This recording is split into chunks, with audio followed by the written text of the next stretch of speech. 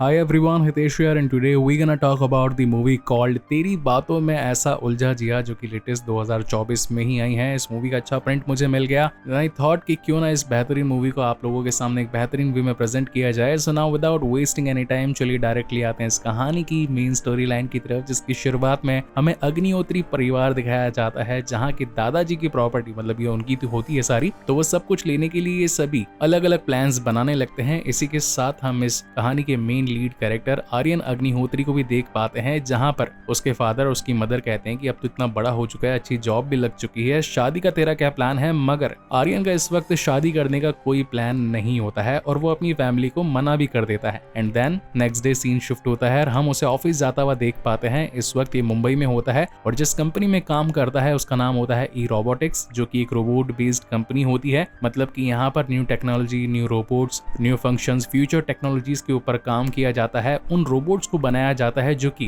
Human की life को और ज्यादा इजी कर पाए, जैसे कि उनके रोजमर्रा के काम कर पाए, अगर किसी को चोट लग जाए तो उसको फर्स्ट एड कर सके, और जो भी मुश्किल काम होते हैं या फिर टफ मैथमेटिक्स होती है उन्हें सॉल्व करके ह्यूमंस की लाइफ को बहुत ज्यादा कूल बना सके। और इस कंपनी की जो ओनर होती है वो खुद बेसिकली अपने आर्यन अग्निहोत्री की मौसी ही होती है, जो कि यूएस में बैठकर सभी ब्रांचेस को कंट्रोल कर रही होती है और अब एक नए प्रोजेक्ट के ऊपर काम करने के लिए वो आर्यन को यूएस बुला लेती है। अब हम उसे देखते हैं कि वो बढ़िया यूएस में पहुंच चुका होता है, मियामी में। जगह तो वैसे ही बहुत शानदार थी। यहाँ पर उसकी मौसी उसे लेने के लिए आती है और कहती है कि बेटा वैसे तो इस प्रोजेक्ट में हमें साथ में काम करना था, ये बहुत ही बड़ा प्रोजेक्ट होने वाला है मेरे लिए, मगर मैं तुम्हारे लिए मेरी एक असिस्टेंट को घर पर छोड़कर जा रही हूँ, उसका नाम है सिफ्रा। वो तुम्हारी सारी चीजों का ध्यान रखेगी, तुम्हारी जो भी चीज जो भी तुम्हें चाहिए वो तुम्हें ला करके दे देगी। जब तक मैं इस साइड प्रोजेक्ट को खत्म करके नहीं आ जाती तब तक तुम यहीं पर रहो, एंजॉय वगैरह करो और फिर हम अपने मेन प्रोजेक्ट के ऊपर साथ बैठ करके काम करेंगे। अब इन सारी बातों को सुन करके जो घर उसने आर्यन के लिए चूज किया हुआ था, मतलब बहुत शानदार विला था वो, तो यहाँ पर भाई साहब पहुंच जाते हैं और उसकी मुलाकात होती है सिफ्रा से। अब सिफ्रा उसका वेलकम करती है, उसके साथ बातचीत करती है। अब जैसे ही वो नहाने के लिए जाता है तो उसके लिए टॉवल भी ला करके रख देती है, उसके लिए बहुत शानदार कपड़े निकाल करके रख देती है और जो भी चीज वो खाना चाहता होता है रात को डिनर में सेम टू सेम वो चीज बनाकर भी रख देती है। जिस पर आर्यन का कहना था, यार तुम तो बहुत ज्यादा फास्ट हो, सारे काम इतनी जल्दी कर लेती हो, क्या बात है, काफी ज्यादा स्किलफुल हो, लगता है तुम्हारी सैलरी भी अच्छी खासी होगी। जिस पर सिफ्रा बताती है कि मैं सैलरी नहीं लेती, और अब क्योंकि मौसी जी यहाँ पर थी नहीं तो वो सोचता है कि चलो यार आज थोड़ा घूमने के लिए बाहर निकला जाए, तो वो एक फास्ट राइड के लिए सिफ्रा को अपने गाड़ी के पीछे बैठा करके ले जाता है और ये लोग पहुंचते हैं एक अच्छे खासे बीच क्लब में। यहाँ पर काफी बातचीत करते हैं। इन बातचीत से इनको ये मालूम चलता है कि ऑलमोस्ट जो भी चीजें अपने आर्यन भाई साहब को पसंद होती है, जैसे कि फूड में क्या उसे पसंद है, इटालियन या फिर पंजाबी, या फिर कपड़ों में किस तरीके की ड्रेसिंग स्टाइल उसे पसंद है, गेम्स में कौन कौन से गेम्स उसे खेलना पसंद है, अब चाहे वो इंडोर हो या आउटडोर हो। इंडोर का मतलब भाई यार वीडियो गेम्स, कार्डबोर्ड गेम्स, और आउटडोर का मतलब हो गया क्रिकेट, फुटबॉल। तो जो भी चीजें उसे पसंद थी अनफॉर्चुनेटली वैसी की वैसी सारी ही चीजें सिफ्रा को भी पसंद थी। इन सारी चीजों को देख करके कहीं ना कहीं अपने आर्यन भाई साहब उसे अपना दिल दे बैठे होते हैं। अब उससे कहने के लिए शर्माते हैं मगर अपनी आंखों में उसके लिए प्यार लिए बैठे थे और कहीं ना कहीं सिफ्रा भी उसकी आंखों को रीड कर पा रही थी, जिससे कि वो भी अब उसकी तरफ अट्रैक्ट हो जाती है। और अब इसी अट्रैक्शन के चलते इसी रात को इनका समागम हो जाता है, मतलब कि ये लोग क्लोज आ जाते हैं, इंटीमेट वगैरह हो जाते हैं। एंड देन सीन शिफ्ट होता है नेक्स्ट मॉर्निंग और यहाँ पर अपने आर्यन भाई साहब कॉफी वगैरह बनाने लगते हैं, कोई अच्छा खाना वगैरह बनाने लगते हैं कि तभी मौसी जी यहाँ पर पहुंच जाती है और मौसी जी पूछती है कि क्या बात है, रात कैसी रही तुम्हारी, आई होप सब कुछ ठीक ही निकला होगा। तब आर्यन कहता है कि जैसा आप सोच रहे हो वैसा कुछ नहीं है, सिफ्रा आपकी काफी अच्छी असिस्टेंट है, बहुत बढ़िया हेल्पर है, कुछ ठीक से काम वाम वगैरह करती है और मुझे तो बहुत पसंद आई। जिस पर वो पूछती है कि इस वक्त वो कहाँ पर है, तो वो कहता है कि वो तो रूम में सो रही है। अब हुआ ये था कि रात को ये लोग इंटीमेट वगैरह हुए थे, तो अब क्या पता सुबह उसने यानी कि सिफ्रा ने कपड़े पहने होंगे या नहीं, इस चक्कर में वो काफी ज्यादा वरीड हो जाता है और वो मौसी को ऊपर वाले रूम में जाने से रोकता है। मगर मौसी जी जिसको सब कुछ मालूम था तो वो बार बार आर्यन को अपने रास्ते से हटने के बारे में कहती है। एंड देन जैसे उन्हें सिफ्रा दिखाई पड़ती है तो वो सोई पड़ी थी, मतलब उठती नहीं है, कुछ कहने पर भी कुछ हिलाने पर भी। जहां पर मौसी जी का कहना था कि लगता है इसकी बैटरी डेड हो गई, इसे चार्ज करना पड़ेगा। इन बातों को सुन करके आर्यन अग्निहोत्री की जमीन अलग हो जाती है, मतलब वो सोच में पड़ जाता है कि यार ये क्या बात कर दी इन्होंने, क्या वो इंसान नहीं एक रोबोट है। एंड देन इनके बीच में एक हार्श कॉन्वर्सेशन होता है जहां पर मौसी जी बताती है कि जिस मेन प्रोजेक्ट के लिए मैंने तुम्हें इंडिया से यूएस से बुलाया वो यही प्रोजेक्ट था। और यहाँ पर वो सिफ्रा का फुल फॉर्म भी बताती है, super intelligent intelligent female robot automation, जो कि सारे अगर वर्ड्स मिला है मतलब कि SIFRA तो बनता है सिफ्रा। अब आर्यन जो था वो बहुत ज्यादा बौखला चुका था। वो कहता है कि आखिर आप मेरे साथ में ऐसा क्यों कर सकती हैं, एक रोबोट के लिए आपने मुझे यहाँ पर बुलाया और मुझे कुछ बताया भी नहीं उसके बारे में। हम तो इंटीमेट हो चुके थे और अगर बाय चांस उसमें कुछ खराबी आ जाती, लाखों का प्रोजेक्ट है, बर्बाद हो जाता तो क्या होता। जिस पर मौसी जी बताती है कि बेटा मैं ऑलरेडी सारी बातें जानती हूँ, मुझे सिफ्रा हर मोमेंट की इन्फॉर्मेशन शेयर कर रही थी, मुझे सब चीजें पता चल रही थी कि तू क्या कर रहा है क्या नहीं कर रहा है। अब इस कॉन्सेप्ट को जरा आराम से समझना, जो ई रोबोटिक्स जिस कंपनी में हम इतने सारे रोबोट्स वगैरह बनाते हैं ताकि ह्यूमन लाइफ को बेटर बनाया जा सके, मगर कभी भी आज तक ऐसा कोई रोबोट नहीं बना था जो कि ह्यूमन की फीलिंग्स को समझ सके। जैसे कि अगर कोई गुस्सा है तो उसे शांत कैसे करवाएं, कोई ज्यादा खुश है तो उसकी खुशी को और ज्यादा कैसे बढ़ा सकें, उसके गमों को बांट सकें, या अगर उसकी कोई सेक्सुअल नीड है तो उसे कैसे फुलफिल कर सकें। तो इसलिए हमने सिफ्रा को बनाया जो कि ह्यूमन की सेक्सुअल नीड को भी फुलफिल कर सके, जिससे हमारे कंपनी का बेनिफिट होगा, बहुत ज्यादा प्रोडक्शन होगा, हम लोग और ज्यादा अमीर हो जाएंगे और दुनिया को एक नया चमत्कार मिलेगा। अब बेचारा आर्यन जो था वो कहीं ना कहीं सिफ्रा को अपना दिल दे बैठा था और अब जब उसे मालूम चलता है कि वो तो कोई ह्यूमन नहीं है बल्कि सिर्फ एक रोबोट है, तो अब वो अपनी लाइफ को आगे कैसे उसके साथ जिएगा। और गुस्से में आकर वो मौसी को इस काम को करने से मना कर देता है और आगे जो भी मौसी की इस प्रोजेक्ट की पाइपलाइन थी उसमें काम करने से मना कर देता है। एंड देन वहां से सीधा इंडिया चला आता है। अब इंडिया में हम उसका एक दोस्त देख पाते हैं जिसका नाम होता है मोंटी। उसके साथ वो बैठकर क्लब में काफी अच्छी मस्ती वगैरह कर रहा होता है, ड्रिंक वगैरह ले रहे होते हैं ये लोग। तो मोंटी पूछता है कि यार वहाँ USA का सफर तेरा कैसा रहा, वहाँ का प्रोजेक्ट कैसा था, कौन सा ऐसा बड़ा प्रोजेक्ट है जिसके लिए मौसी ने मतलब कि कंपनी की CEO ने तुझे वहां बुला लिया। जिस पर आर्यन कहता है कि मुझे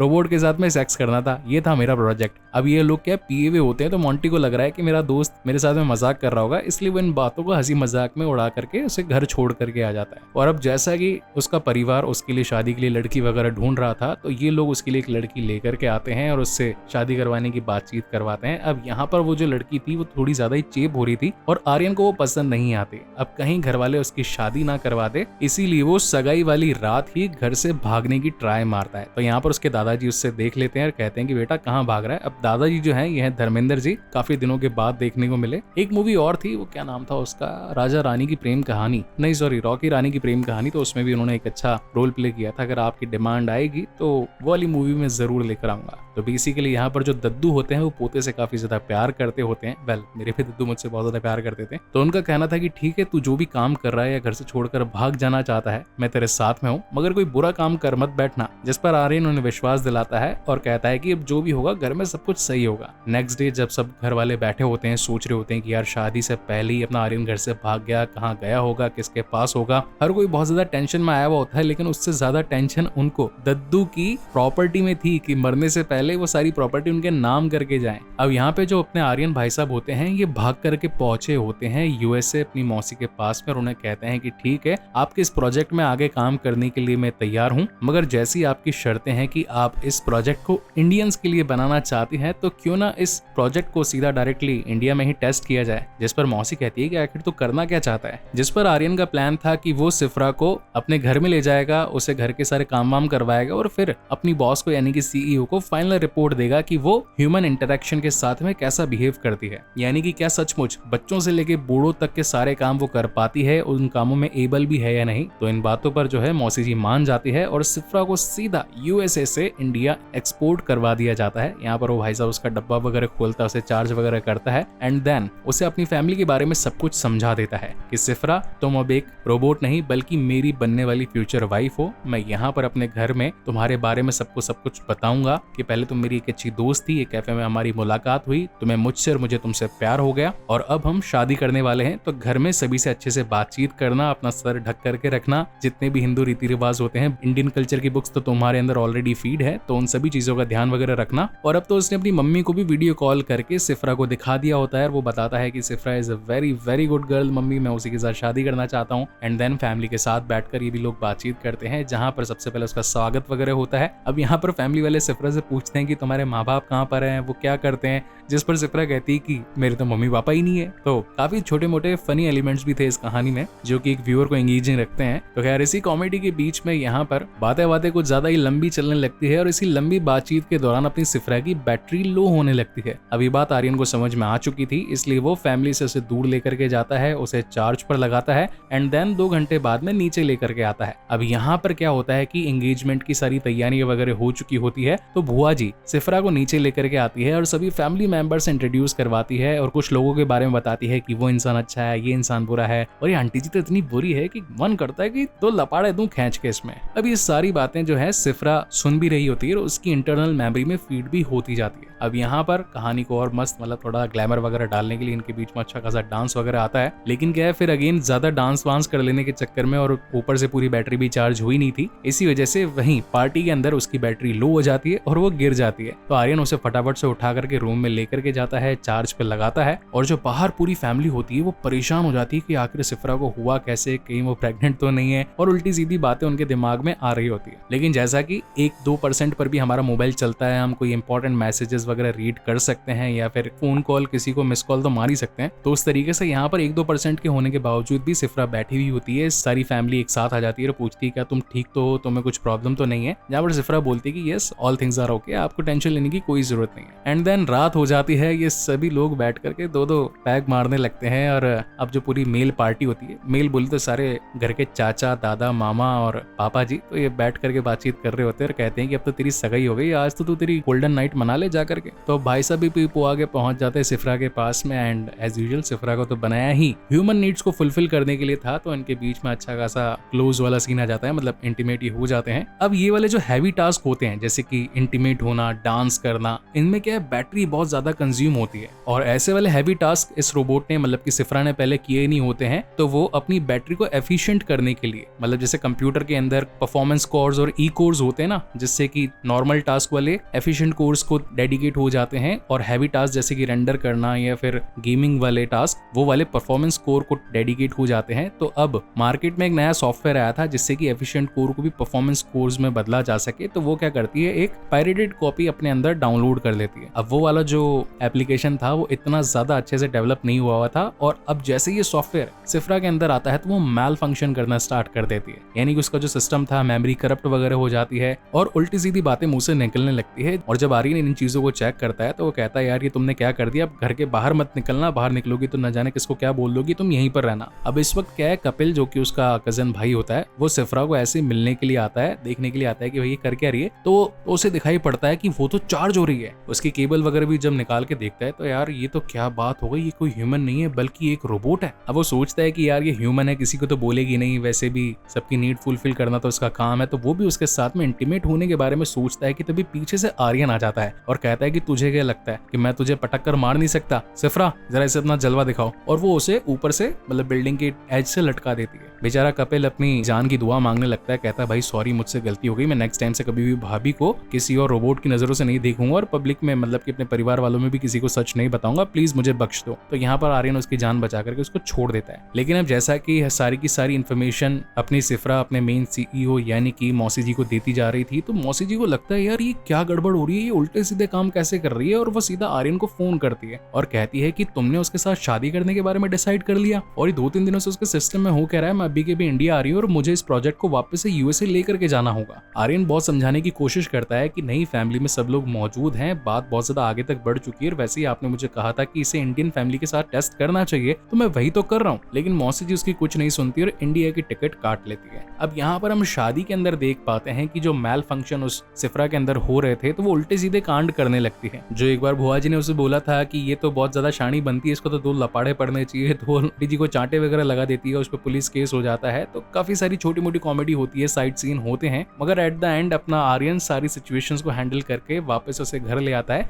और अब वो दिन आने वाला था जहाँ पर ये शादी करने वाले होते हैं। मगर इसी रात को यहाँ पर मौसी जी पहुंच जाती है और मौसी जी उसे वापस ले जाने वाली होती है। तो यहाँ पर अपना जो आर्यन होता है समझाता है कि देखो मौसी, आप कंपनी की सीईओ है, जिस तरीके से आपने एक प्रोजेक्ट बनाया है आप ऐसी 1000 बना सकते हैं, मगर मेरे पास तो सिर्फ एक ही है ना, तो इसे आप मेरे पास रहने दीजिए, आखिर क्यों आप इसे वापस ले जाना चाहते। और अब काफी समझाने के बाद में फाइनली वो मान जाती है। वहीं दूसरी तरफ जो अपनी सिफरा होती है उसके अंदर अगेन माल फंक्शन होना स्टार्ट हो जाता है, वो सभी को कुछ अलग ही निगाहों से देखने लगती है और उसके अंदर जो पुरानी वाली मेमोरी जो थी ना वो वापस से रिपीट हो रही थी। जैसे कि एक बार आंटी जी ने कहा था कि आज तो तुम इतनी कमाल लग रही हो कि दिल्ली में आग लगा दोगी, तो यहाँ पर वो क्या करती है, पहले पहले तो बहुत खतरनाक डांस वगैरह करने लगती है, पूरी फैमिली वाले चौंक जाते हैं कि यार ये कर क्या रही है। वहां पर आर्यन भी उसे रोकने की कोशिश करता है, मगर वो तो भाई साहब अपनी शादी की मंडप वाली आंख को लेकर के उस मंडप को जलाने लगती है और अब निकल पड़ती है पूरी दिल्ली को जलाने के लिए। अब एट द एंड यहाँ पर आर्यन को कुछ तो करना ही था, इसलिए वो अपनी शादी वाली तलवार निकाल करके पीछे के हिस्से से सिफ्रा का सर फोड़ देता है और अब नहीं चाहते हुए भी आर्यन को उसे बंद करना पड़ता है। और खैर अब तो लोगों के सामने भी ये सच्चाई आ चुकी थी कि सिफ्रा was not a girl, she is a robot. और बेचारी की लव स्टोरी यहीं पर खत्म हो जाती है। इस मूवी के एंड में हम ये देख पाते हैं कि अब ई रोबोटिक्स कंपनी ने अपना नया प्रोजेक्ट सिफ्रा 2.0 लॉन्च कर दिया था, जिसके अंदर से ह्यूमन फीलिंग्स किस तरीके से काम करती है उस वाली चिप को और ज्यादा एनहांस्ड करके लगा दिया गया था।